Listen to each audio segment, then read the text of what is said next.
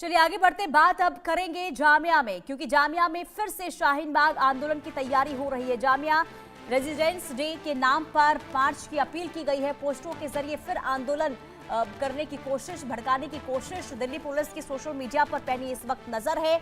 जामिया में आज बड़ा प्रदर्शन किया जा सकता है, जिसे लेकर सुरक्षा के लिहाज से वहां पर तैयारियां पूरी तरीके से नजर आ रही है, ताकि जो हमने बीते सालों जो स्थिति देखी थी वो एक बार फिर से ना हो।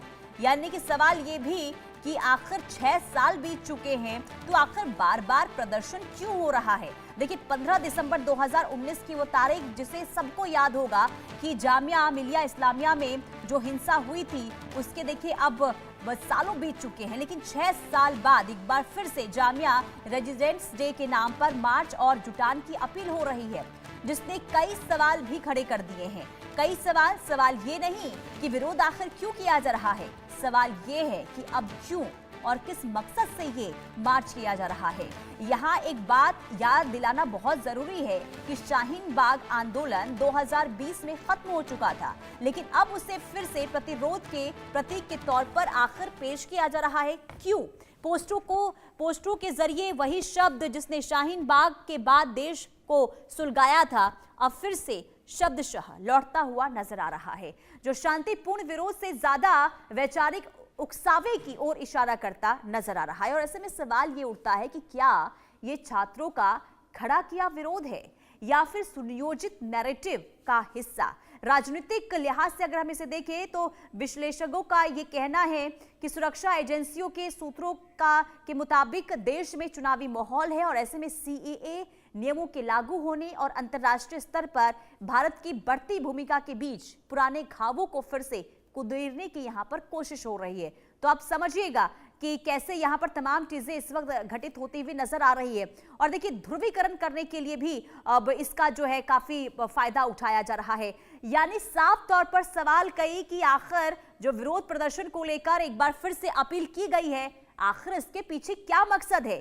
क्या बरसी की आड़ में यहाँ पर साजिश रची जा रही है? जरा इसको भी हम आपको ग्राफिक्स के जरिए समझाते हैं कि आखिर एजेंडा यहाँ पर क्या है। पोस्टर और भाषा विरोध या फिर उकसावे की राजनीति यहाँ पर हो रही है। जामिया रेजिडेंट्स डे के पोस्टर में इस्तेमाल जो भाषा किया गया उसको भी जरा समझ लीजिए। फास्टेस्ट स्टेट, ये जो तमाम चीजें पोस्टर पर अपील की गई है शब्दों के जरिए, उसको जरा समझ लीजिए। हिंदू राष्ट्र की साजिश यहाँ पर सीधे तौर पर इसे कहा गया, और मस्जिदों का अस्तित्व खतरे में है ये भी कहा गया है, और इसी के साथ ही सीएए एनआरसी का भी डर है। यानी कि ये शब्द आपको याद होंगे जब हुआ था शाहीन बाग में जो हिंसा हुई थी, उस दौरान भी इन तमाम शब्दों का इस्तेमाल किया गया था। और एक बार फिर से इस पोस्टर में जो पोस्टर अपील के लिए जारी किया गया है, जिसमें ये तमाम चीजें लिखी गई है, लोकतंत्र का खतरा, पोस्टर और भाषा विरोध, ये तमाम चीजें। ऐसे में सवाल ये कि शाहीन बाग के पीछे आखिर कौन था, शाहीन बाग के पीछे आखिर कौन था, कौन मास्टरमाइंड था, ये सवाल अब तक बना हुआ है। और देखिए कुछ विदेशी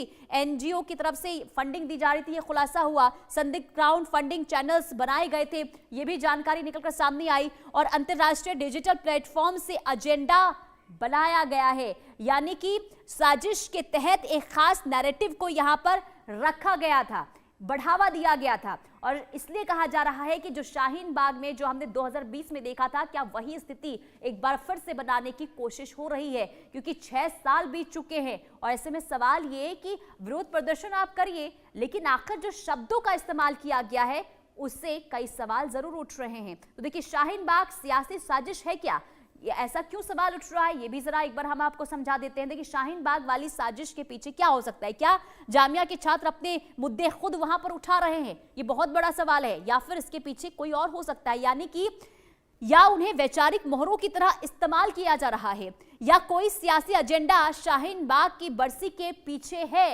ये ऐसे सवाल यहां पर उठ रहे हैं कि क्या ये सिर्फ छात्रों का विरोध प्रदर्शन है या फिर इसके पीछे किसी और का हाथ है। जावेद हुसैन हमारे संवाददाता तमाम जानकारी के साथ जुड़ चुके हैं। जावेद, देखिए विरोध प्रदर्शन की आड़ में जो ये तमाम चीजें अब निकलकर एक एक करके सामने आ रही है, आखिर इसे कैसे समझा जाए। क्या वाकई में ये छात्र प्रदर्शन कर रहे हैं या फिर इसके पीछे हो सकता है किसी और का हाथ। जिस तरीके से यूनिवर्सिटी जामिया यूनिवर्सिटी के छात्रों के कुछ छात्रों द्वारा जो कॉल किया गया, जिसमें आईसा, एनएसयूआई, एमएफआई, तमाम संगठन है उनके नाम सामने आए हैं। और उन्होंने साल 2019 और 20 में जो एक लंबा प्रोटेस्ट चला था सीएनआरसी के विरुद्ध, उसमें जिस तरीके से 15 दिसंबर को जो एक लाठी चार्ज हुई थी जामिया यूनिवर्सिटी के बाहर, और उसके बाद उस लाठी चार्ज में जामिया सेंट्रल यूनिवर्सिटी के अंदर भी जामिया के छात्रों पर लाठी चार्ज हुआ था।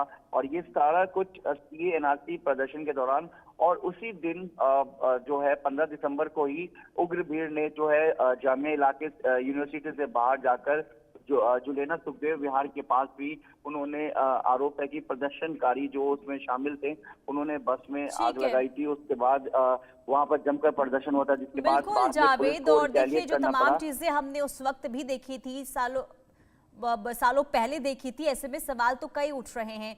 लेकिन जावेद, अब जो 6 साल पहले हमने देखा, क्या वापस से वही तस्वीर, वही स्थिति बनाने की कोशिश हो रही है क्या? और देखिए, अगर यूनिवर्सिटी के तरफ से अगर देखे, रुख से देखे, तो छात्रों का काम अपनी स्टडी, अपने करियर को, अपने फ्यूचर को बनाना है, ना कि किसी तरीके की राजनीतिक मुद्दों में अपने आप को पार्टिसिपेट करना। क्योंकि यहाँ पे जामिया यूनिवर्सिटी की बात करें या दिल्ली यूनिवर्सिटी की बात करें, जेएनयू की बात करें, सभी यूनिवर्सिटी में पढ़ने वाले छात्रों के जो पेरेंट्स बिल्कुल, हैं, छात्रों बहुत के ही द्वारा विरोध प्रदर्शन यहाँ पर